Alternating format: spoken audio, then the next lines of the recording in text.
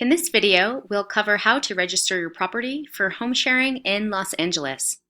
You'll want to start by going to planning.lacity.org. That is the site we're looking at here. You'll want to scroll down until you see these icons here at the bottom. And we're going to scroll down until we reach the home sharing icon, and we're going to click on that icon. This page takes us to the home sharing information site. So it has information on timeline, key steps, eligibility, and documentation requirements. As you scroll down, you can find more information, and you can see how to register online.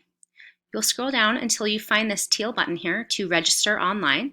There's also a frequently asked questions section, administrative guidelines, and your home sharing ordinance. So we're going to click on register online. So this is the portal. You can see that there are three options here. Register for a home sharing permit, which we'll focus on today. Update the list of sites where you advertise. This is very important to note as you have 24 hours after creating a new listing or advertisement to report it to the city. So if you create a new Airbnb listing, for example, you have 24 hours to update that list of sites where you are advertising your home sharing. The third option here is for landlords or property owners who wish to prohibit home sharing on their property. So if they are renting out their property, they can put their property on a list of home share applications that would automatically be denied. Noting that the registration period is July 1st, 2019 through October 31st, 2019. So this will allow applicants and registrants to gather all of the necessary documentation they need. So you'll notice that the first screen of registration covers main eligibility requirements. So the top checkbox only applies if you are renting or leasing the property. If that is the case, you will need to provide an affidavit signed by both you and the property owner or landlord that approves your participation in home sharing. The affidavit must be dated and notarized to include the name, address, phone number, email of the host, property owner, landlord, and identify the address of the property. So noting that. That's not mandatory to move on, but the bottom four checkmark boxes are. So we have the rental unit I am registering is not subject to affordable housing covenants, rent stabilization, and or is not income restricted under city, state, or federal law. You can look up more information here if needed. The second item here is the home sharing will not occur in a vehicle that is parked on the property, a storage shed, trailer, temporary structure, or other structure not built for residential use. The third box that I'm checking is the rental unit I am registering is not the subject of any pending citation. And the fourth option here is I will not apply for or obtain more than one home sharing registration or operate more than one home sharing rental unit at a time in the city of Los Angeles. So I'm clicking next here. And then we ask, is the rental unit you are registering for home sharing your primary residence? Your primary residence is the property that you reside in for more than 6 months, each calendar year. So we're going to click yes for the sake of a demo. If not, you'll need to have an accessory dwelling unit with a building permit prior to January 1st of 2017. Noting that you can direct all questions about any of this to planning.home-sharing@lacity.org. And that's on each page of this process. But for demo's sake, we're just going to say yes, this is my primary residence. What is your role in renting the property? I am the owner or I am a tenant lessee. So we're going to select owner for the demo's sake. Does the address on your California driver's license match the address for the rental unit you want to use for home sharing? If we click yes, we can streamline the process a bit. So essentially our system can pull your name, date of birth, your first name, last name, date of birth, and address, so you won't have to type that in manually. And it is also considered proof of primary residency. So you'll only need one additional proof of primary residency versus if you don't have a driver's ID, driver's license that matches the home sharing address, you'll actually have to type that in manually and then provide two proofs of primary residency. So we'll need to have the photo identification that I've just mentioned, and then we need one of the following documents: a California voter registration card, or one of the other options here, a vehicle registration, health insurance, bill, etc. So I'm just going to select one of those. Now, noting again, if I was typing this in manually, it would say, please provide 2 of the following documents. And another thing to note about this page is that if I was a renter, I would have another section down here with an upload option for that affidavit that I mentioned, specifically relevant to renters. Now we are taken to a page that says we must upload the front and the back of the driver's license. So it's really important to note the front or the back and the back of the driver's licenses are required. It's probably easiest for most folks to take their smartphones and take a really clear, crisp photo of the front and the back of their driver's license. So that's what I would recommend doing. Of course, you can scan it as well. So then we are going to select front here, and it's going to upload. We're also going to select the back at the same time here. And we're just going to wait for those 2 things to upload.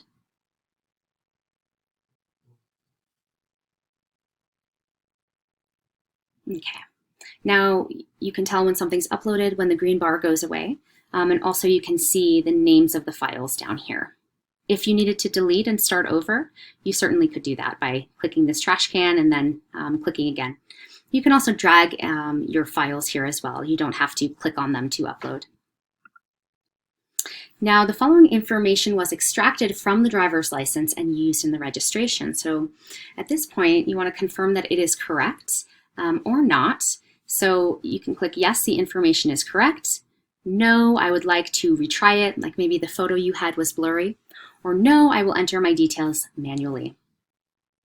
So for the sake of the demo, we're going to click yes, the information is correct.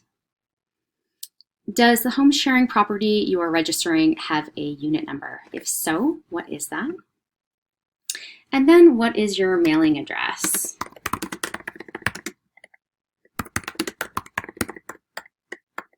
Oops.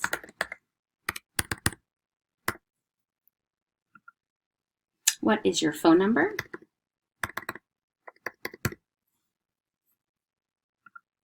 What is your email address?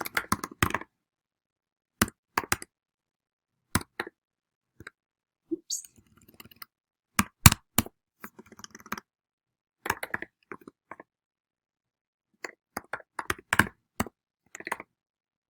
So you would put your email address in here.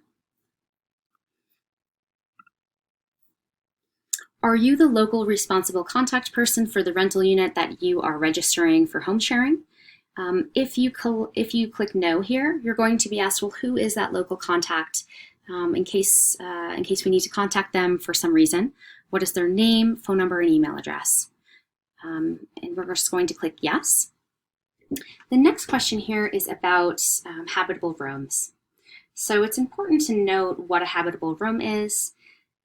So habitable rooms include any enclosed room area with the exception of a lobby, hall, closet, storage space, bathroom, utility room, service porch. You can see we'll link to the ordinance in here so you can actually see the definition of that. So a habitable room would include an enclosed area such as a bedroom, a living room, or a kitchen. So if I had a 1-bedroom house with a living room and a kitchen, technically that would be 3 habitable rooms. So it's important to note that a maximum of 2 persons, excluding children, per habitable room may sleep in a home sharing unit. Do you have a current business tax registration certificate with the appropriate transient occupancy tax classification with the Office of Finance? Some of you may click yes on this, and if you don't know that you have one, you probably don't have one, and this process will help streamline that procedure as well. So we're just going to click no for the sake of the demo, and this process will address you getting that certificate. Are you currently advertising your rental unit on any hosting platforms? So if you're currently active in advertising on Airbnb, etc., VRBO, Flipkey, you'll want to click yes, and you'll want to put the exact URLs that you for your property. If you click no and you are just planning on at some point in the future creating listings, you'll want to be very clear on which sites you would like to advertise your rental unit. And again, you have 24 hours to report those. And noting, you'll also want to put any kind of registration number you have on every single one of your listings once you have a registration number. So now we get to the documents required page, and since I've already uploaded the license, the other piece I needed to upload was proof of primary residency other than license, so I'm going to click on vehicle registration.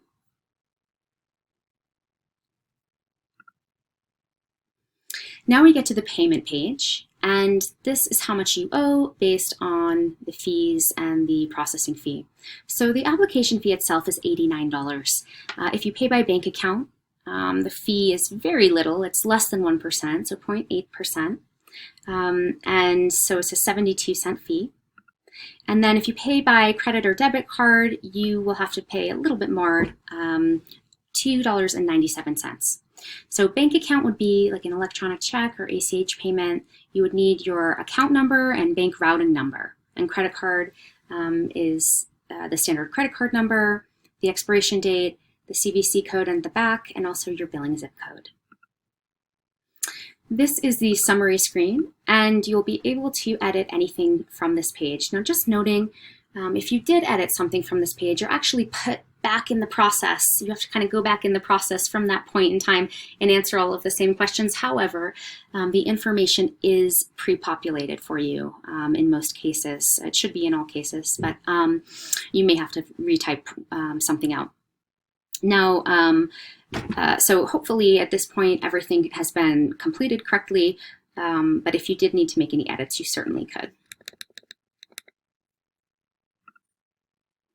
And now we get to this declarations page.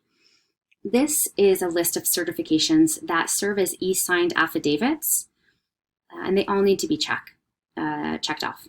So I certify that I authorize any hosting platform on which my primary residence is listed to provide the city my listing, rental activity, and the contact information. I certify that I consent to receive all city notices and citations with my home sharing registration by both email and US mail at the address used for home sharing. I certify that I consent to reasonable requests by the department to inspect records required to be kept and preserved by the host pursuant to the ordinance. I certify that I will reside at the unit to be used for home sharing for more than 6 months out of the year. So we're going to check these off as I go through. Third one here is I certify that the home sharing will not occur in a vehicle parked on the property, storage shed, trailer, temporary structure, or other structure that is not built for residential use.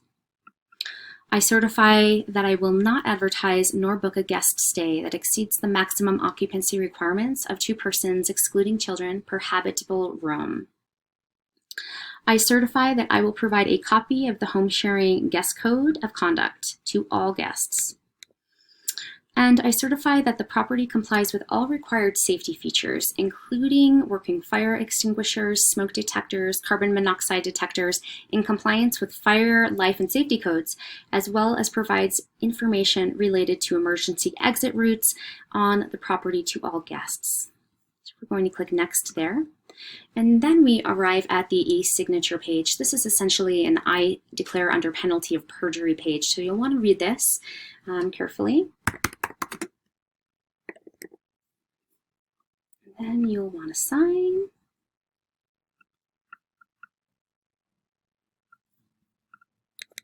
And if you wanted to start over, you could certainly do that, or click next.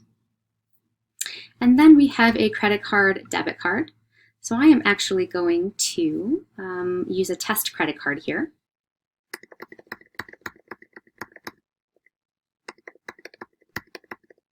And so again, you have the credit card information, the expiration date, the CVC code on the back, and the zip code. And if we, just to show you, if we clicked bank account, you'd have the routing number, the bank account number, and the bank name.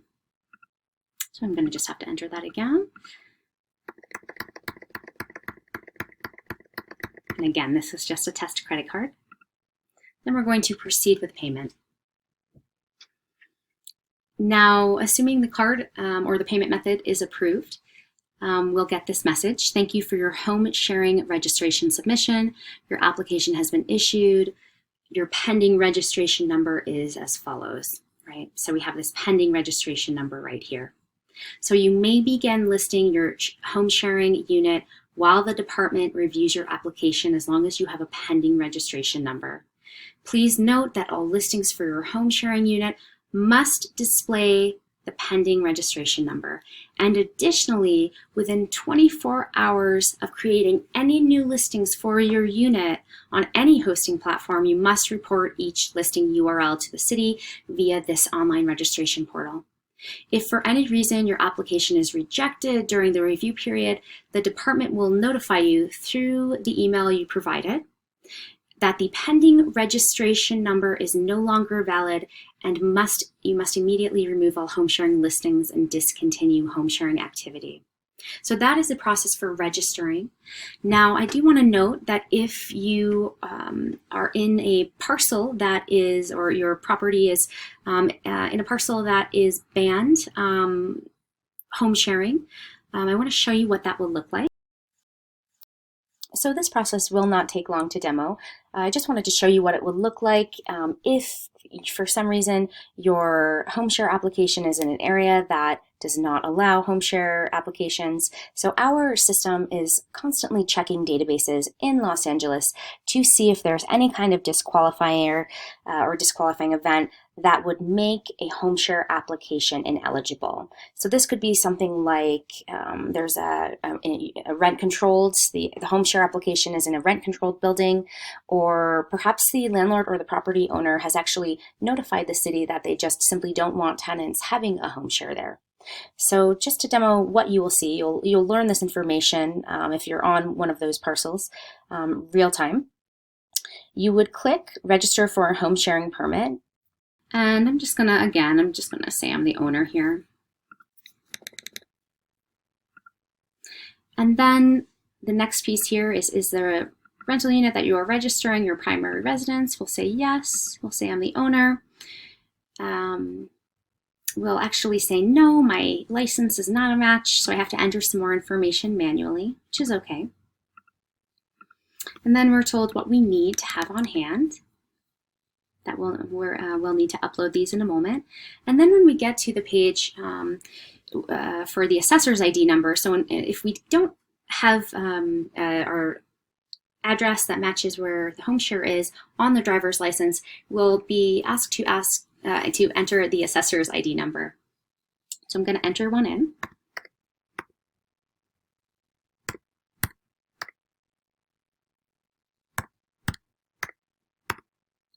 And then you can also look up that information here as well. It's hyperlinked. And we're going to click next.